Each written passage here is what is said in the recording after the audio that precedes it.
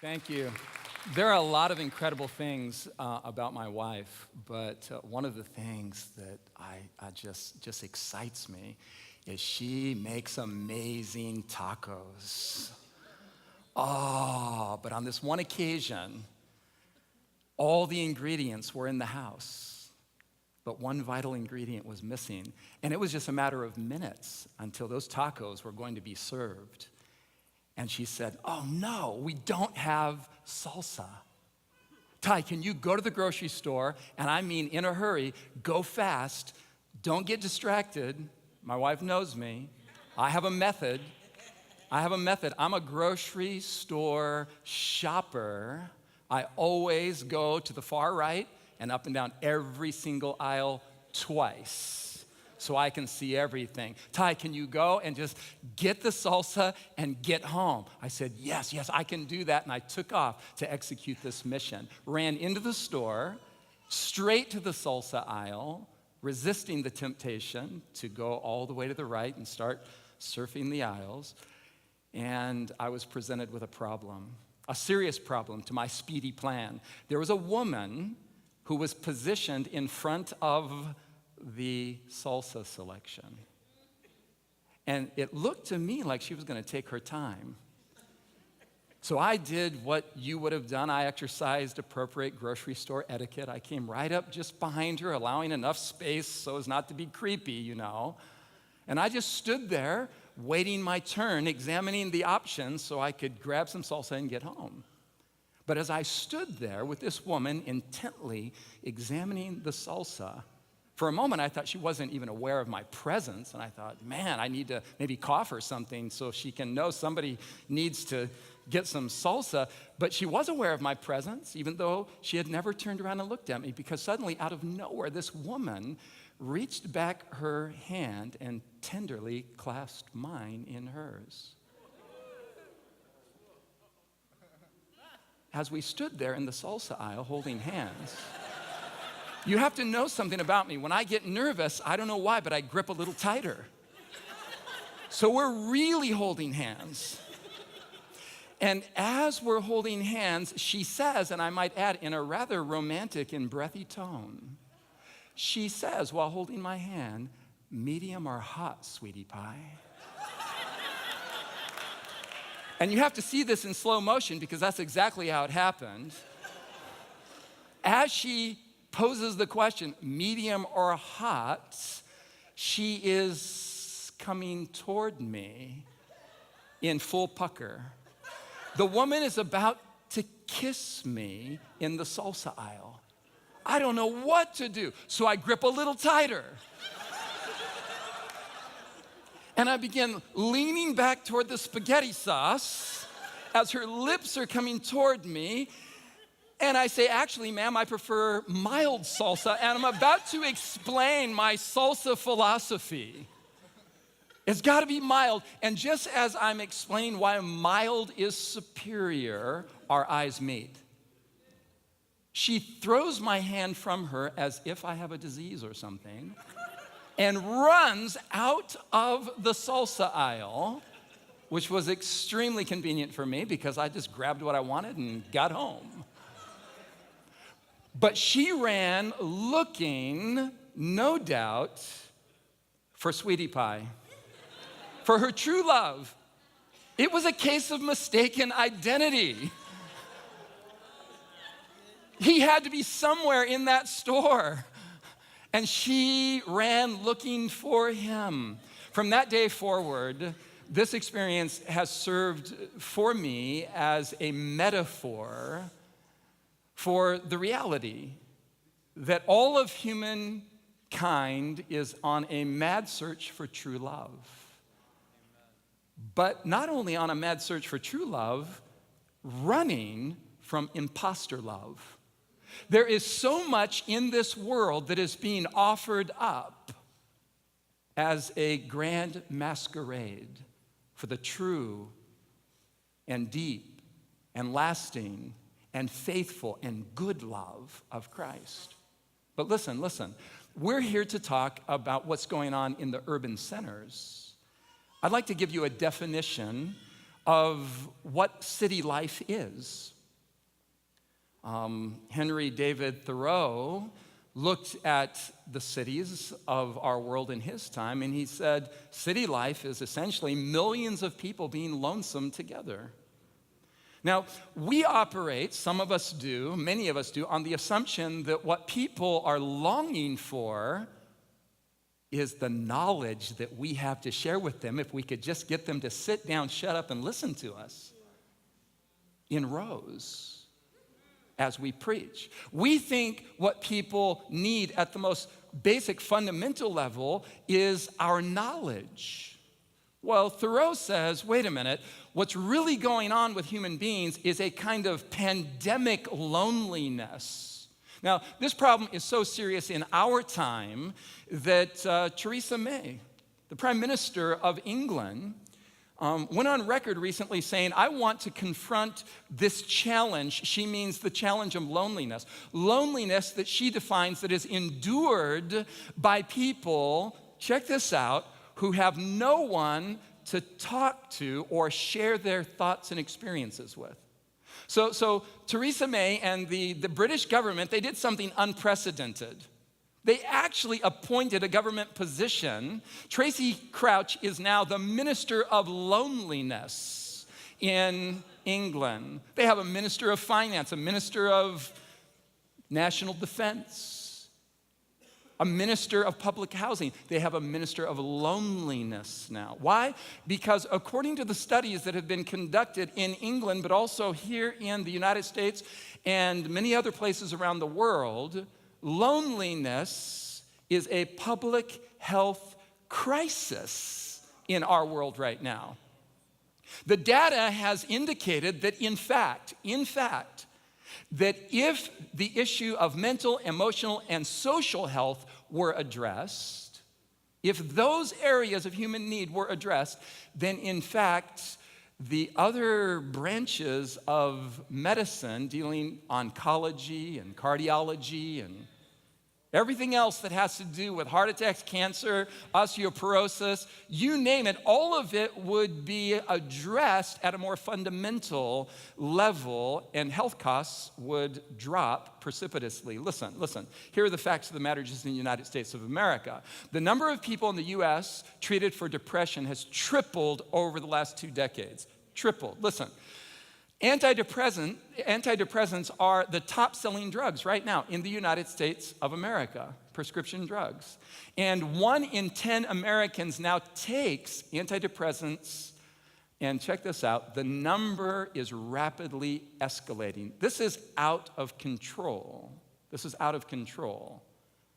An urban center, a city, every city, according to Thoreau, is millions of people being lonely together. I'll give you my definition of every urban center in the world. An urban center is a massive love vacuum. Human beings longing to be seen, to be heard, to be noticed, to be loved with a quality of love that finds no perfectly satisfying match in this world. People are running from imposter love and trying to find true love in this world. One of the most remarkable books that you could ever feast your eyes and mind upon. The title alone should stop you in your tracks. The Body Keeps the Score by Dr. Bessel van der Kolk. This guy is firing on all cylinders. His research is amazing. The stories he tells are incredible. And essentially what he's saying is that everything that we experience as human beings, notice the title, The Body Keeps the Score. Everything that we experience as human beings on an emotional, psychological, and social level produces biological signatures in our bodies. Our health is impacted by our social, emotional, and psychological state of being. And he is confronting us with the fact that Medicaid, which is the government health program in the United States for the poor, spends more on antipsychotics than any other class of drugs.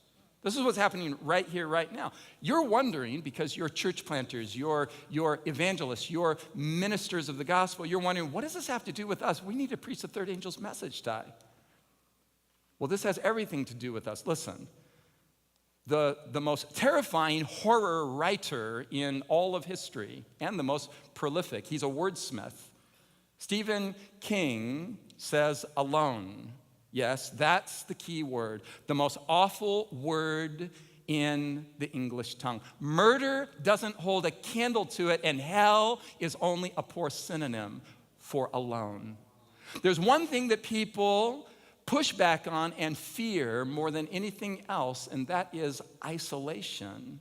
And city life by definition, is a whole bunch of people together longing for love and failing one another over and over and over again. So what we have before us as individuals who have been called to minister to the real needs of human beings is we have the example of a Savior named Jesus Christ, who came all the way from heaven to earth, and he has given us an example of what real urban ministry looks like. The Son of Man has come eating and drinking. Pause right there. Jesus, the God of the universe, almighty, omnipotent, omniscient, omnipresent God, came all the way from heaven to earth to eat and drink with human beings. He came here to socialize us into redemption. Jesus came eating and drinking. That is to say, Jesus came sharing the table with people. I'm going to give you my modern translation. Jesus came, God Almighty came from heaven to earth. He came hanging out. He came chilling. Jesus came into the world hanging out with people, spending time with them, saying, hey, pass the pita bread, a little bit more baba ganoush down this way. The God of the universe, pass the hummus.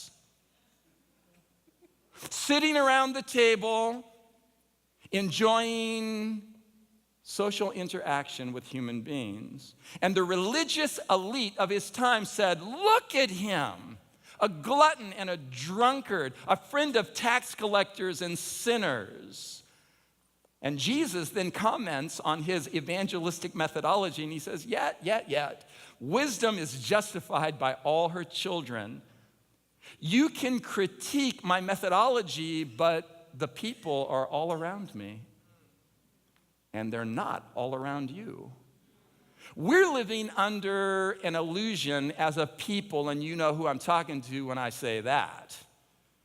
We're living under the illusion that what the world needs is our doctrinal arguments and our apologetic kung fu techniques, where we persuade people to believe what they ought to believe and to stop believing what they ought not to believe. But Jesus teaches us that deeds of love create the credibility in which preaching makes sense. The church presently, from my observation, this is just my opinion, is like a German company with a great product doing a Chinese language advertising campaign in Mexico City, and then wondering why nobody's buying and blaming the world for not getting it. We have something to give to the world. Jesus teaches us that friendship and social interaction, Jesus, the God of the universe, came all the way from heaven to earth to eat with us around tables, to spend time in our presence. In my estimation, one of the greatest theologians, greatest Catholic theologians of all time, Balthazar says, love alone is credible. Nothing else can be believed. Nothing else should be believed. In other words, what we say must make emotional and social sense by our deeds.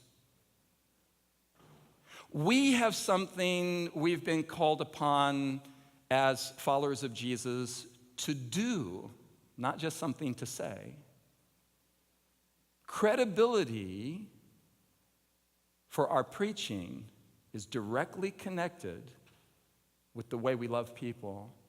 We're living in a world right now where our new, I would suggest it's always been this way, but we lost the plot. Our new evangelistic edge, the front edge, the cutting edge of evangelism, especially in urban centers, is going to involve focusing on mental health and social health. That is the emotional and psychological health of the individual and the collective health of the community.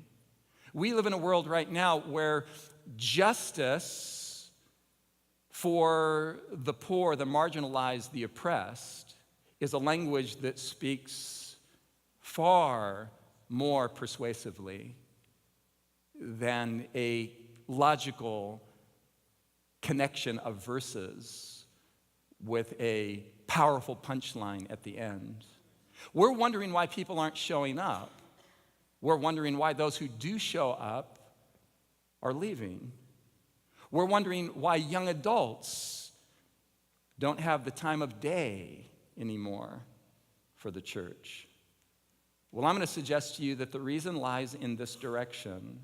If we're going to do effective ministry in the urban centers of this world, we're going to have to increasingly move in the direction of what one author called disinterested benevolence. No agenda goodness. Just doing the right thing for people because they have need.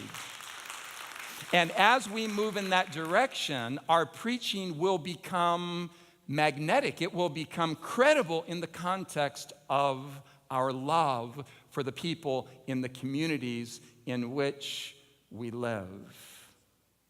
So my plea to you is that you would never, ever, from this day forward, either buy or eat salsa without remembering that the whole world is on a mad search for a quality of love that finds no perfectly satisfying match in all their addictions and obsessions and pursuits and channel surfing and binge watching and whatever it is that's consuming the moments and the hours and the days. People are longing for Jesus, and they don't know that it's Him that they're longing for. Because in the person of Christ is that perfectly satisfying love that everybody is panting for, longing for, yearning for.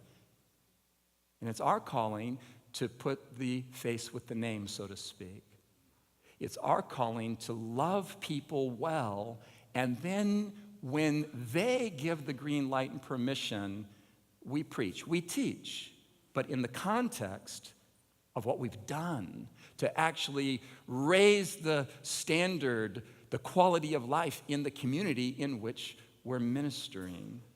So next time you buy salsa, next time you eat salsa, just remember the world is longing for love, and our calling is to supply that need and to preach the gospel in the context of a love which alone is credible for the world in which we live. Thanks for your time.